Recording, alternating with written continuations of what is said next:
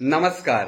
तो चलो आज आपने मन से भेटाइला एक हमार भतीजा आहे और उके मांदर सिखाला है कि मांदर तनी तनी बजाएला और एगो छोटा सा गीत में प्रयास करेला कि पारेल कि नहीं तनी को आपने मन बता कि कैसन पारला कि नहीं पारला। हाय रे आबे जोड़ी रथ मेला में घूमब जोरा जोरी।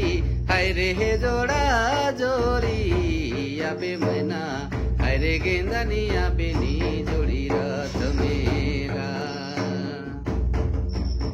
रथ मेला ने आबे नी जोड़ी रथ मेला में आबे नी जोड़ी घूमब जोरा जोरी।